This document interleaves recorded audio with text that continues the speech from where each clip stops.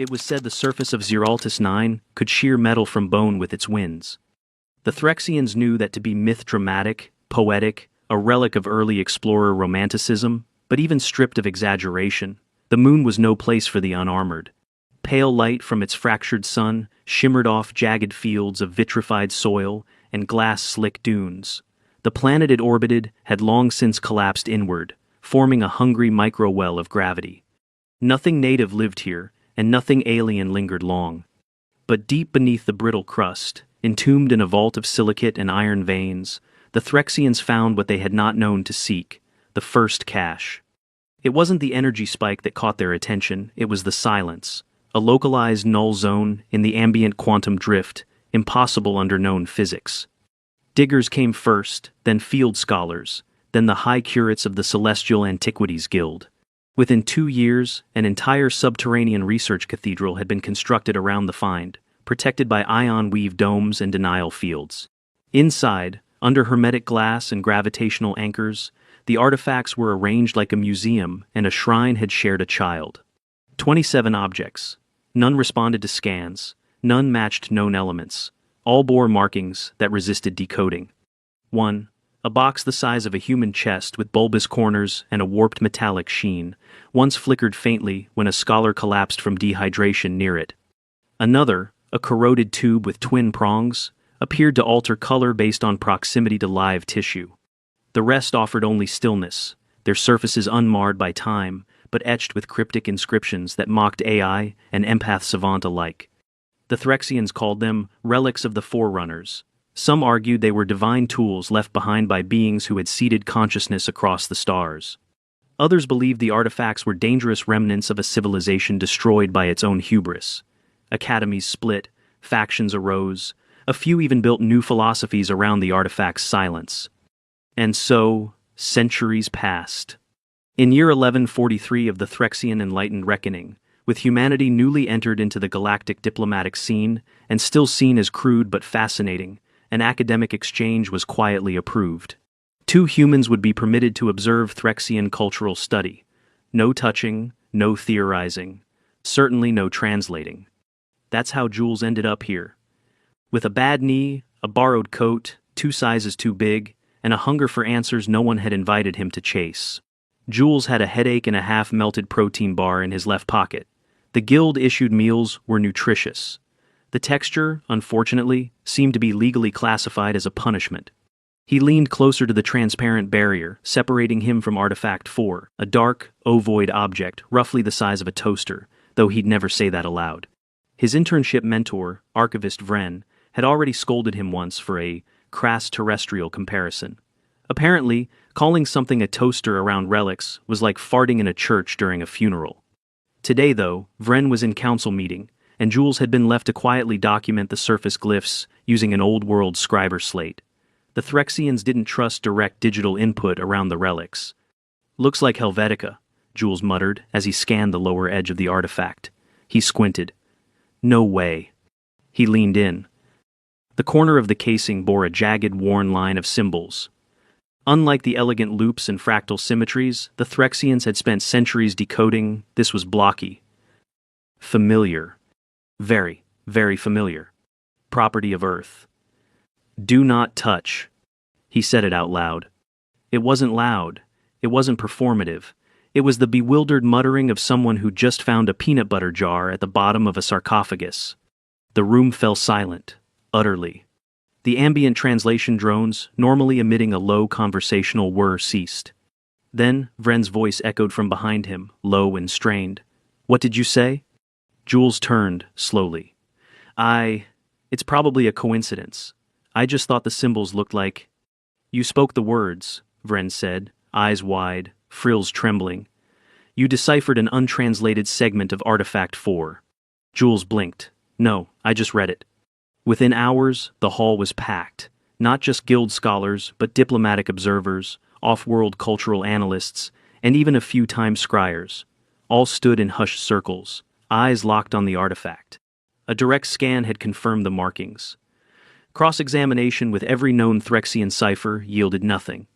Then, against protocol and dignity, Vren authorized a request for cross-species pattern matching. The humans brought in their linguistic AI. English, Latin script, standard 21st century font, poorly engraved, the AI said. The words detonated through the chamber like a gunshot.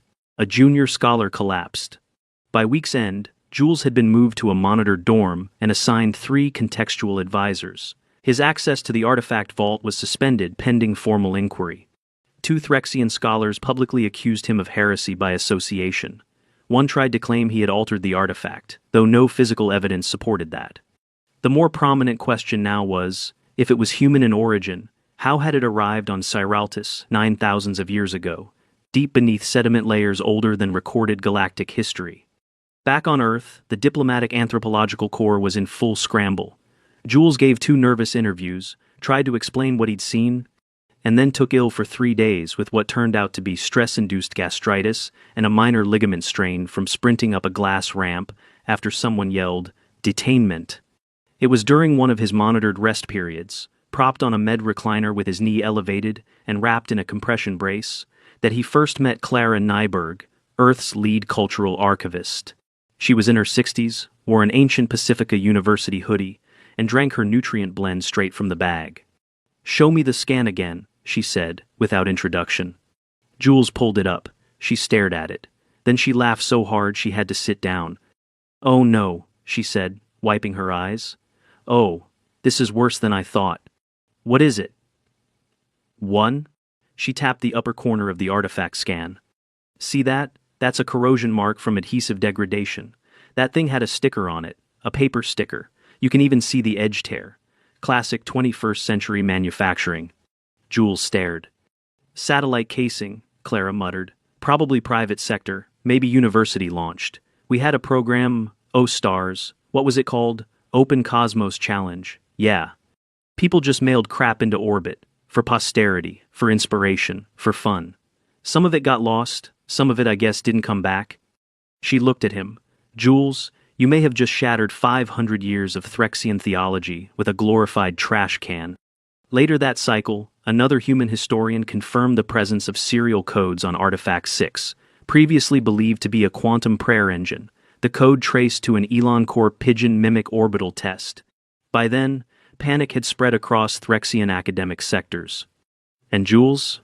He was still limping slightly, ordered to rest for 2 more days, before returning to limited advisory duties. But even from bed, he could see it all unraveling.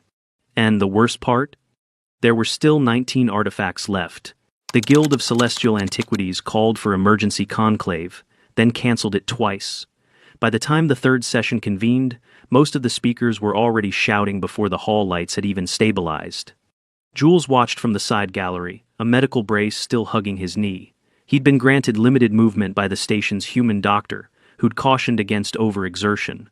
The sprain itself wasn't serious, but stress flare-ups could prolong healing. So Jules sat on a folding chair that was not made for humans, hunched over, flanked by 2 Threxian advisors, who now treated him less like a student and more like a sentient bomb with academic footnotes. "He didn't mean to translate anything," Archivist Vren hissed for the 3rd time that hour.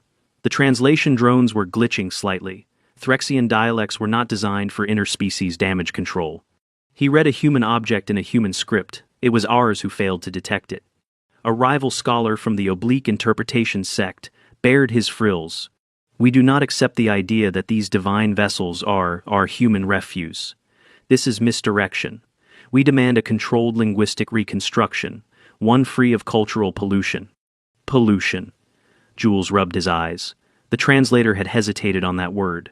The original term had connotations of oily, contaminant, and cultural compost. Things were unraveling fast. Meanwhile, Earth's diplomatic channels were a torrent of interstellar apologies, archival sifting, and damage assessments. Clara Nyberg, still wearing the same hoodie, now helmed a growing task force of historians, engineers, and, bizarrely, a retired deep space satellite janitor named Melvin, who had once been fined for attempting to launch his own refrigerator in protest of space licensing fees. The official story was this.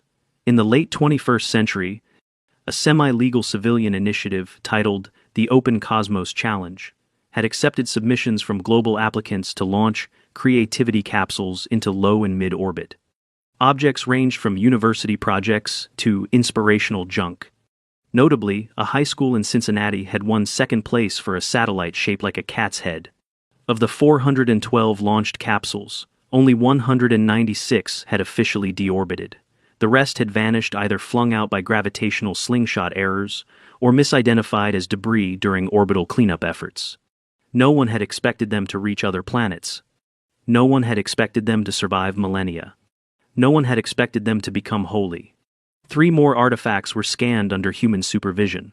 One, a narrow cylindrical unit with faded blue markings, was initially classified as an etheric resonance flute by the Order of Harmonic Truths. The engraving, once deobfuscated by pattern recognition AI, read, "Replace batteries annually. Model VX9. Made in Taiwan." Worse still, when reassembled properly without the decorative ritual frame, the Threxians had added over centuries. It played the tinny opening line of Galactic Vibes Volume 3, a now ancient electronic mixtape. Someone, somewhere in 2081, had mailed a Bluetooth speaker into space. Its battery, now long dead, had once emitted distorted bass across light years. The backlash was seismic. Threxian media fractaled into chaos. One station ran a special titled, "The Divine Hoax. Has all of antiquity been a joke?" Others refused to cover the discovery at all, citing cultural sovereignty. The Order of Harmonic Truths announced a temporary retreat from material reassessment, while fringe sects spun elaborate counter-theories, claiming humanity had merely rediscovered the artifacts, and the inscriptions were planted to confuse the unworthy. Jules, for his part, was placed under soft supervision, not detained, not quite protected. A silent apology was offered by Vren, wordless but unmistakable, in the form of a fresh protein packet and a scriber slate with upgraded translation mesh. It had taken weeks, but the Guild now officially acknowledged that the artifacts were, indeed, at least partially of Earth origin.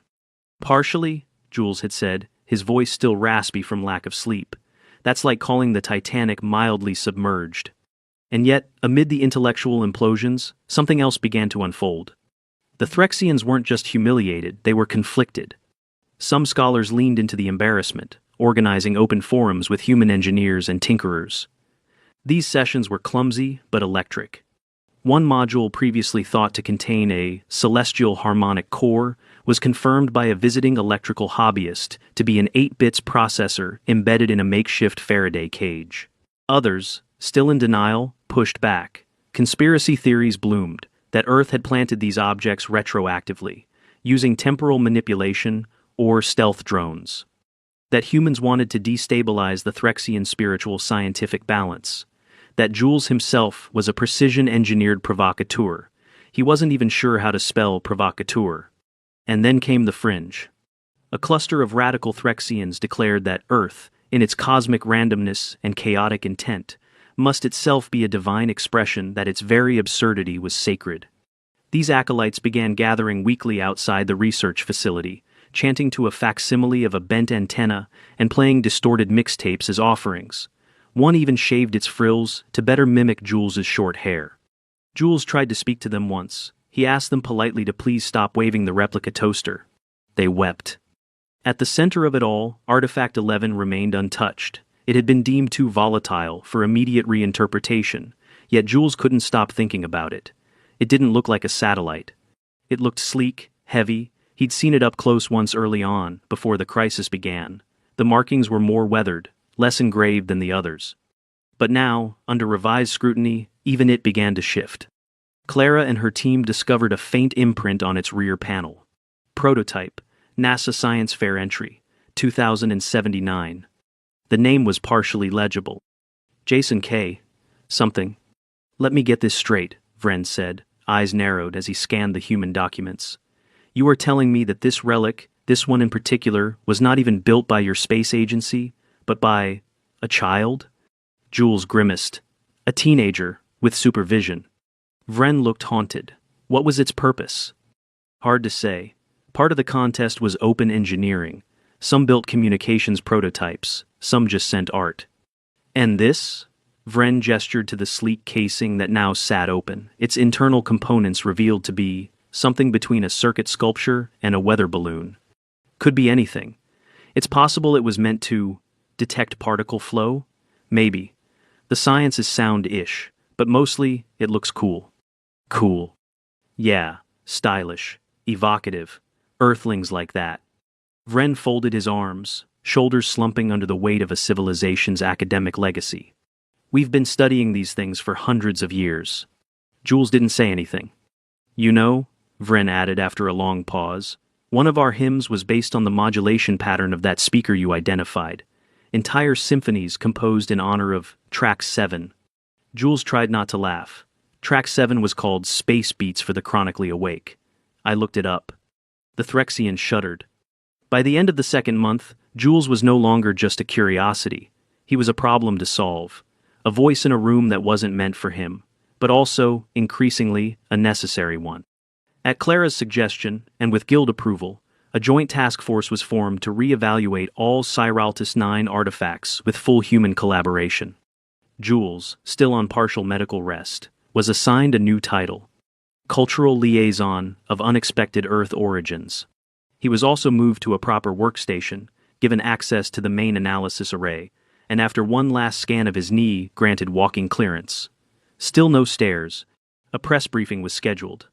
Threxian scholars lined up to explain the transition from reverence to realism. Jules was asked to speak last. He stood at the podium, legs slightly stiff, palms sweating, and looked out at a hall full of frilled scholars, buzzing drones, and a front row containing 2 humans, live streaming with emoji captions. I didn't come here to change your history, he said slowly. I came here to learn, and I think I still have more to learn than teach. A pause. Then, quietly, but if we launched something into the stars just for fun, and it made someone feel awe, wonder, even meaning, does it really matter if we meant it that way? The room held its breath. And then, from the back, someone began to laugh. It wasn't mocking. It was the weary laughter of a culture, finally cracking under the weight of its own myths, and beginning, just maybe, to see a new story waiting underneath.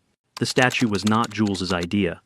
He saw it for the first time on his way to a morning briefing, still limping slightly, though the brace was finally off, and his knee only flared when the temperature dipped below the 20 seconds Celsius. His physical therapist had approved light walking and brief standing presentations. No jumping, no crouching, definitely no dramatic pointing from a podium. But there it was, just off the garden path that led to the revised artifact interpretation complex. A metallic sculpture, nearly 2 meters tall, depicting a wide-eyed Jules holding aloft a bent antenna like some sacred torch. At the base, a plaque read in Threxian script. He who read the forbidden text. Please tell me this is temporary, Jules muttered, blinking at the sheer shine of it. Archivist Vren, who now wore stress beads and had adopted decaffeinated nutrient infusions, didn't even flinch. Commissioned by the Guild's Public Relations Wing, part of the Reconciliation Through Wonder initiative. It looks like I'm summoning space Wi-Fi. Vren offered a tight nod. That was the artist's intent. 2 months after the initial translation debacle, the artifact vaults had been rearranged. No longer a sanctum, the halls now resembled a hybrid lab museum, with explanatory placards that bore dual languages, Threxian and English. Some artifacts had been reclassified entirely. Artifact 3, once revered as a potential galactic harmonic stabilizer, was now properly displayed with the original translation, Elon Corp prototype trash magnet, Mark II. Warning, may attract orbiting debris. It did, in fact, still emit a faint magnetic pulse. Scientists Human and Threxian were working together to determine whether this unintended feature had contributed to its deep space trajectory. The possibility that Earth's trash had gravitationally attracted itself into historical strata was both hilarious and deeply disturbing. More embarrassing still was the discovery that several energy conduits were actually battery housing slots. One relic, carefully preserved in nitrogen for 300 years, had once been a remote control car engine shell. No wheels, no motor. Just the shell, lovingly engraved with XX Hypercat 99XX. Its Earthside origin was confirmed via a partially degraded digital tag from a crowdfunding page, archived in 2083. The original creator, age 12 at the time, had submitted it to the Open Cosmos Challenge with the note, "Maybe aliens will race with it one day." Diplomatic shockwaves kept rolling. the Galactic Academic Coalition issued a formal correction to its Universal Cultural Heritage database, flagging all Zeraltis 9 proto-relics as contaminated by pre-integration human material. Several Threxian university departments either shuttered or rebranded. The Faculty of Celestial Truths renamed itself the Department of Cosmocultural Entanglements, which mostly meant longer email signatures. But amidst the political recalibrations, something unexpected happened. People began to laugh. Not in cruelty, in relief. Scholars who had spent their lives dissecting the curvature of the aetheric wisdom blade were now enthusiastically debating the cultural implications of Earthling hobbyist engineering. A former high curate went viral on the local data net after posting a dramatic reading of an artifact's original shipping label. It had ended with, "If lost, please return to 1110 Westview Crescent, Spokane, WA, Earth." A return address. Millennia ago, someone had hoped the stars would send their creation back home. And, still, not every mystery unraveled easily. Artifact 19 defied explanation. It was the only item in the vault with no detectable inscription, no engraving, no adhesive residue. Its composition was almost entirely carbon-based, unusual, given the durability of the others. Initially dismissed as debris, a closer scan revealed tightly coiled filaments within a sealed central chamber. The filaments responded to low-frequency vibrations, but emitted no signal. Human engineers suspected it was organic in origin. Earth's archival teams offered conflicting possibilities. A retired deep space payload technician, interviewed via shaky uplink from a lunar retirement dome, offered a theory. That there's a grow-your-own seaweed kit, he said. We had a guy submit it in '78. Wanted to see if algae could survive vacuum dehydration. Dumb idea. But hell, they approved it. Looks about right. Why's it shaped like a teardrop? Clara had asked during the call. Because he thought it looked poetic.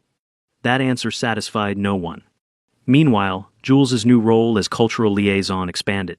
He now reviewed incoming translations, evaluated possible human origins of unknown glyphs, and on occasion explained memes. His brief slideshow on the semiotic layers of the Dancing Frog compilation 2090 had been surprisingly well received, though it led to at least one Threxian religious faction issuing a scroll titled The Amphibian Oracle and the Nature of Intentional Rhythm. Earth wasn't quite comfortable with its new reputation either. Though few challenged the truth outright, a growing movement of Earth citizens began lobbying for cosmic waste responsibility. School curricula were updated to include the Open Cosmos Challenge incident under environmental ethics. NASA issued a retroactive apology for failing to track or recall non-essential payloads. But at the same time, Earth's cultural exports soared. Galactic visitors now flooded human digital archives, fascinated by Earth's creative chaos.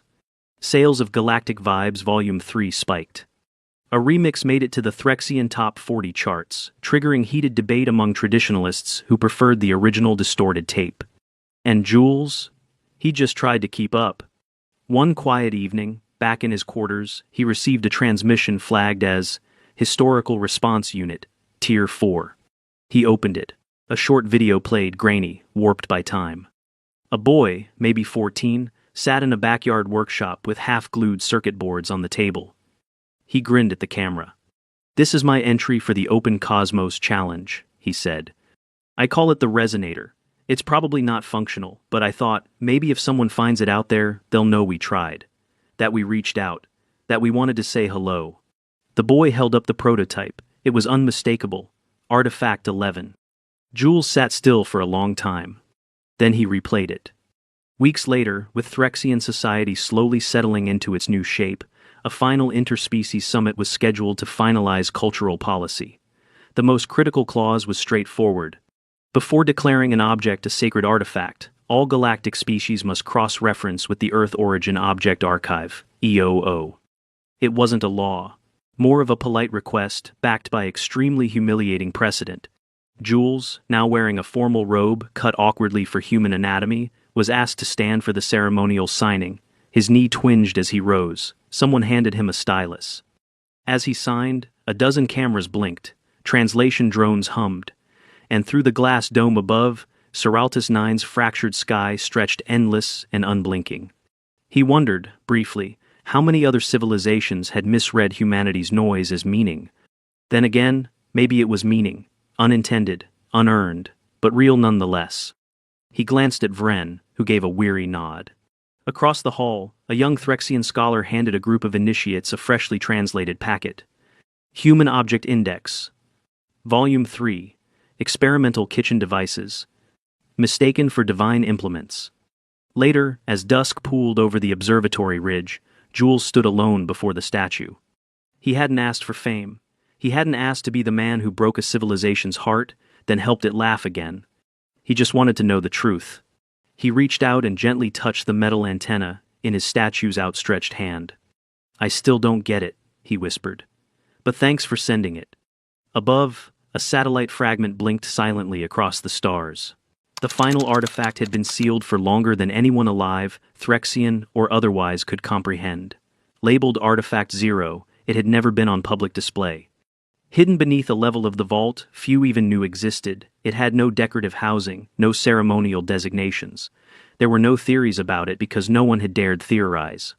It was found before the guild even existed, and legend held that its very presence had inspired the Order's formation.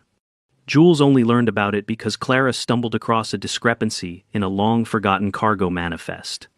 "There's a storage marker that predates the official indexing system," she'd said during a meeting, pushing a file into the center of the table, "and it wasn't added by any of the known curates." Vren had gone pale. Now, flanked by security and preservation specialists, Jules stood before the reinforced chamber that hadn't been opened in at least 600 years. His knee was nearly fully recovered. Months of therapy, stretching, and cautious mobility had paid off.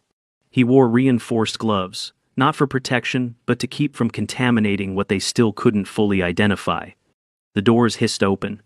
Inside sat a single metal case, blackened with age but intact. The sides bore faded scorch marks. One edge had warped, suggesting atmospheric re-entry, possibly uncontrolled. The entire vault, cooled and sealed for generations, smelled faintly of something Jules couldn't name but recognized. An old attic, a forgotten drawer, Earth's long exhale. They set the box on a sterile table. No radiation, no chemical off-gassing. Clara gave a thumbs up from behind the observation pane. Jules opened it. Inside lay a soft foam insert, cradling 3 objects. A handwritten letter, sealed in a transparent polymer envelope. A laminated photo of a science fair booth with hand-drawn posters. A tiny disc, labeled in permanent marker, "My Planet, My Rules, Home Videos and Stuff." The letter bore the header of a school in Des Moines. The student, aged 11, had written an essay to accompany their time capsule module. The penmanship was clumsy. Words were crossed out and rewritten. "Hi, space people. If you're reading this, it means someone found my box.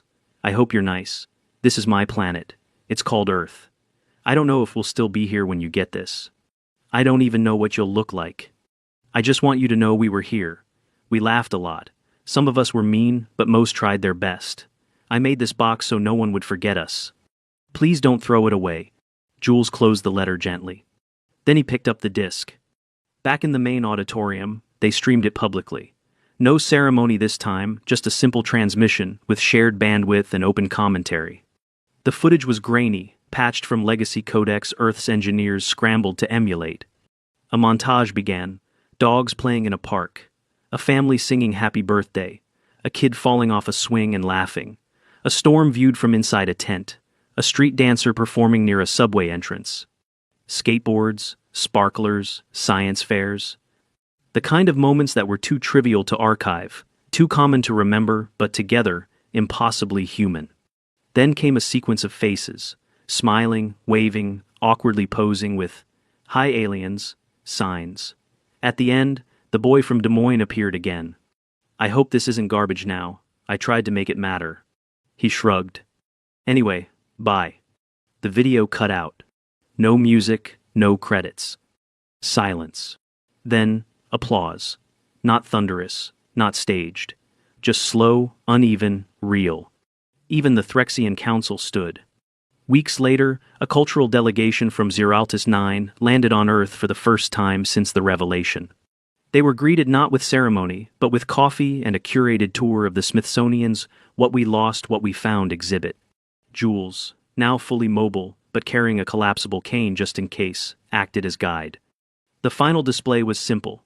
A replica of Artifact 11, the mixtape speaker, set next to a sleek museum panel. Artifact. Previously known as Celestial Resonator Alpha. Earth Origin. DIY Space Entry Project. 2079. Proving that sometimes, awe comes not from design, but from distance. The Threxians studied it without speaking. Finally, the delegation leader Scholar Aranth spoke. Your people flung chaos into the void and made the stars listen. Jules nodded. We weren't trying to be heard. Which is why you were. The reforms that followed rippled quietly but deeply. Galactic policy now required all artifact designations to be provisional, pending cultural cross-checks. Human students were invited to collaborate in alien anthropology programs.